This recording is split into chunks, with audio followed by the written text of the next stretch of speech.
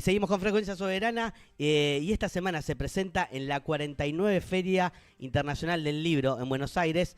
¿Por qué volver a Monteagudo? Del periodista Germán Mangione, y era una linda excusa también para poder charlar con un gran amigo. Buen día, Germán. Nahuel y Eugenia te saludan.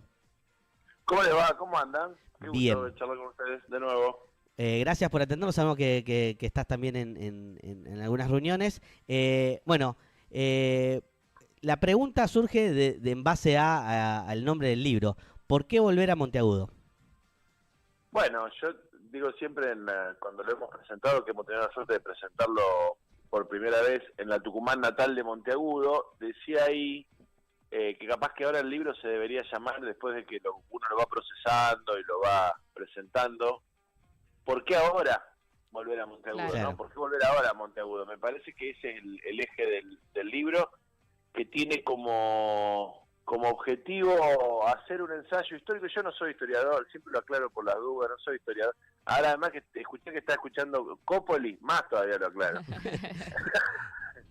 Yo no soy historiador, no soy profesor de historia, soy un apasionado periodista por la historia, y que me apasioné por la historia de Monteagudo y sobre todo también por la vigencia que fui encontrando en la obra y en la persona de Monteagudo. Yo digo esas dos cosas.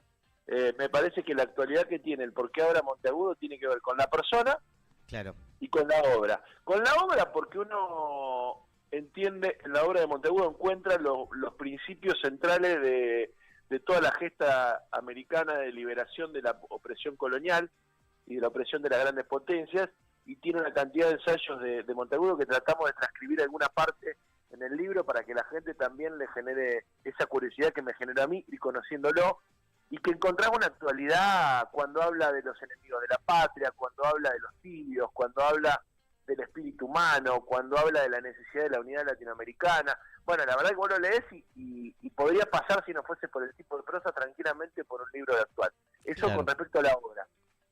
Y con respecto a la persona, lo que reivindicamos de Monteagudo y lo que encontramos en el personaje del que nos fuimos enamorando a medida que íbamos conociendo e investigando, es la figura del intelectual independentista americano que pone su vida al servicio de la causa americana, ¿no? Y me parece que eso también tiene actualidad. La necesidad de un intelectual hoy que pueda abrevar en la lucha por la independencia nacional, en la lucha por la defensa de los intereses nacionales, Claro. ante una situación que no es colonial pero anda cerca, también se hace urgente recuperar la figura de Monteagudo. Así que me parece que ahí está un poquito el nudo. Germán, ¿cómo fue todo este proceso de investigación que fuiste llevando adelante? ¿Fuiste descubriendo nuevas cosas en torno a su figura también, a lo que planteaba y demás? Mirá, lo que tengo que decir que primero que fue muy difícil encontrar material sobre Monteagudo.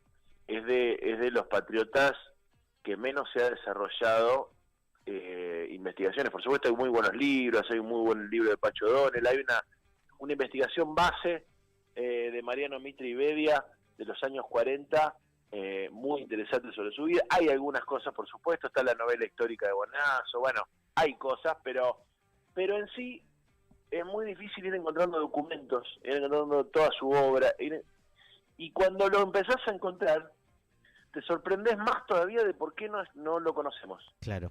Porque yo digo, siempre doy 3 o 4 datos. A ver.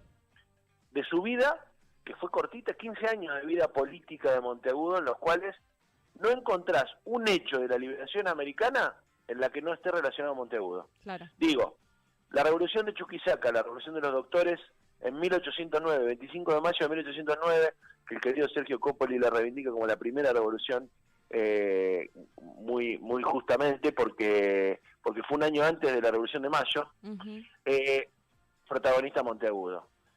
Se da la revolución de mayo, se da la campaña del norte con Castelli para extender la influencia de la revolución, el secretario de Castelli, Monteagudo. Claro. Va a Buenos Aires y sigue toda la obra de Mariano Moreno, después de que Mariano Moreno es enviado a morir al mar.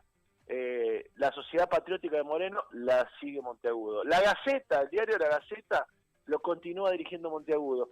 Va a la independencia chilena y no solo participa Monteagudo, sino que termina siendo secretario de O'Higgins y es el que escribe la independencia chilena, el acta de independencia.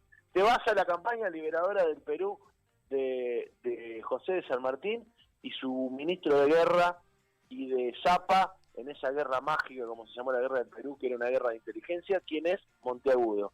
Y después, para terminar, cuando ves al otro gran libertador de América, que es Bolívar, analizar la campaña de Bolívar y el secretario no es ni más ni menos que Monteagudo. No podés entender cómo hoy no es una de las principales figuras patriotas. No lo podés entender hasta que conoces su obra, la profundidad y la radicalidad de su obra, y ahí te das cuenta por qué no lo conocemos.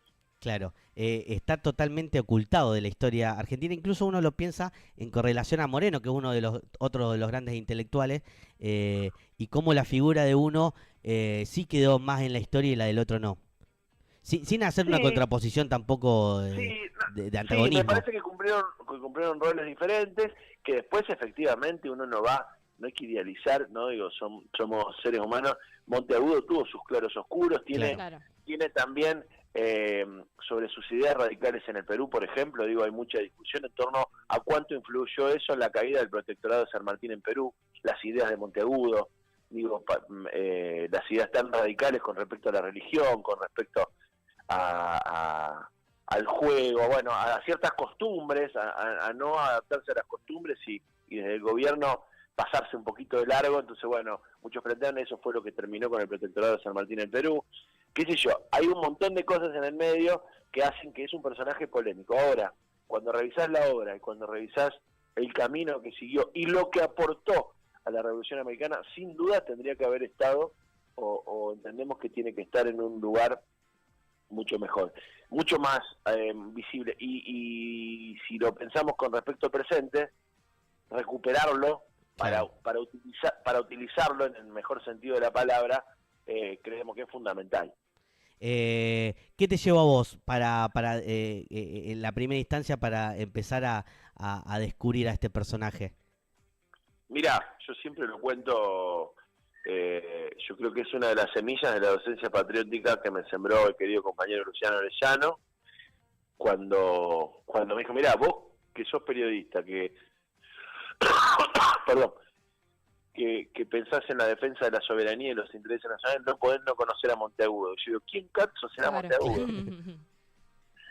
Y empecé a buscar, y además como es uno del espíritu periodístico, cuando empecé a ver que no había material, ya me gustó más. Claro. Cuando empecé a ver que era difícil de encontrar, ya me gustó más. Y cuando conocí su obra dije, pero ¿cómo puede ser que no lo conocí este tipo? Y me pasó algo, digo esto porque me pasó algo, la verdad que raro, pero por lo menos que demuestra esto del lugar que le han dado en la historia. Monteagudo no solo se lo ha ocultado su obra, su palabra y su accionar, sino que hasta se ha ocultado su cara. Ustedes saben que durante muchos años circuló un retrato apócrifo en el que él era blanco y en realidad era un retrato que habían copiado de Beri Pintado, un patriota santafesino que peleó en Chile. Pero más allá de eso, voy a Tucumán a presentarlo.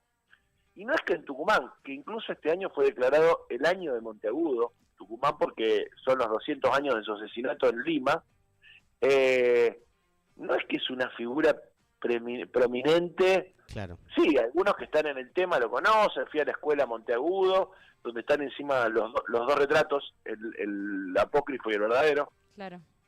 Fui a la tumba de Monteagudo, pero vos sabés que yo no cuento esto porque para mí es como bien claro cómo es lo de Monteagudo. Fui al Archivo General de la provincia de Tucumán, que está ahí en San Miguel, a dejar un libro y a ver si había algo, ¿no? Claro. Relacionado con Monteagudo. Y desde el archivo me decían, mirá, este año estamos tratando de armar algo, porque son los 200 años de Monteagudo. La verdad es que el libro nos viene bárbaro porque no tenemos nada.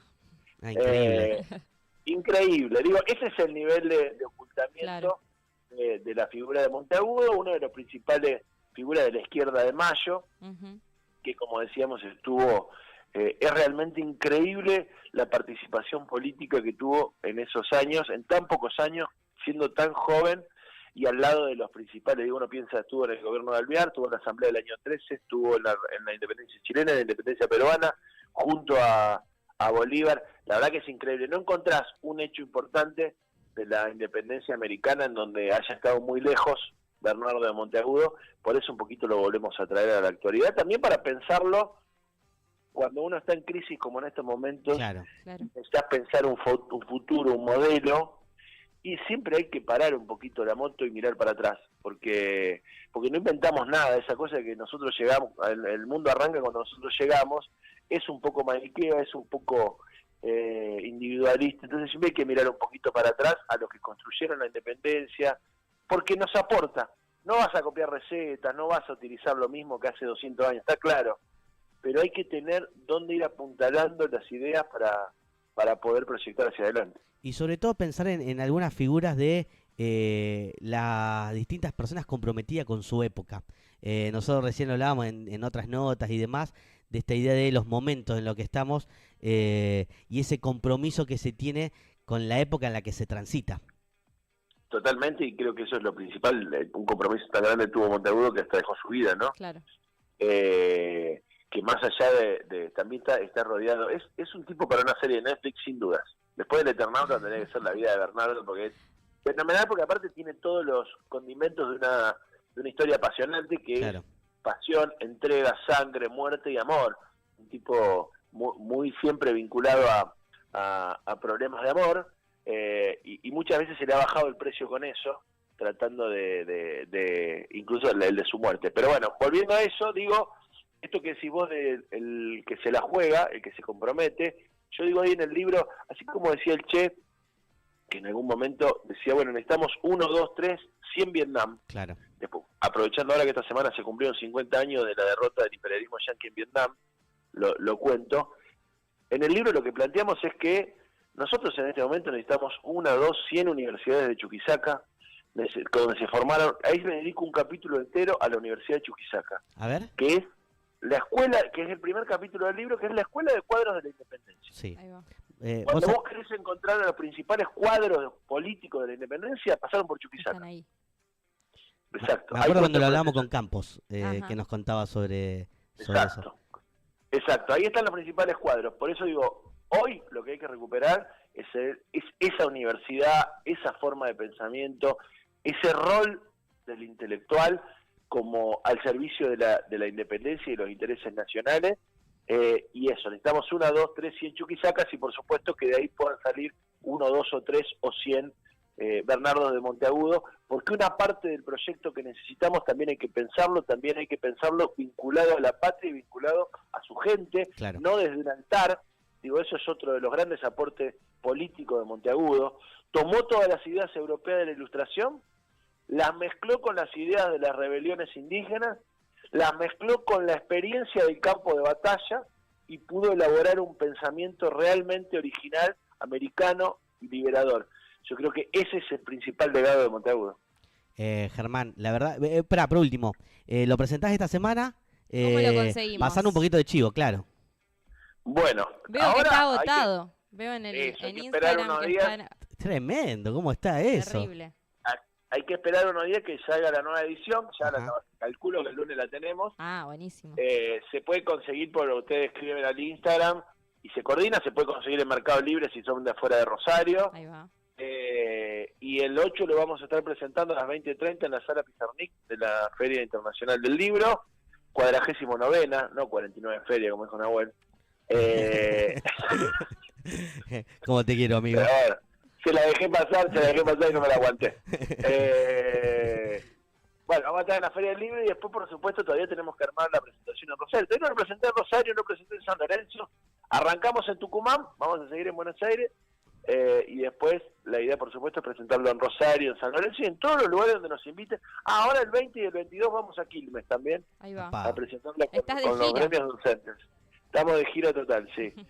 Así que en todos lados donde nos inviten vamos a ir a contar un poquito, tratar de transmitir un poquito nuestra pasión por la historia y sobre todo por el futuro y la política, ¿no?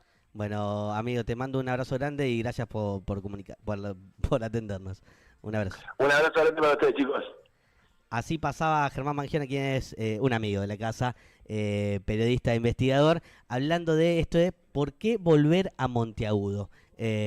Bueno, me parece que quedó bastante claro, sobre todo en esta idea de, también cuando traemos estos temas, con respecto a poder pensar la historia en torno al presente. Y que te da herramientas incluso para entender lo que sí asombra es que nos pasa mucho a nosotros, los argentinos, que tiene que ver con cómo se repiten algunos procesos. Sí.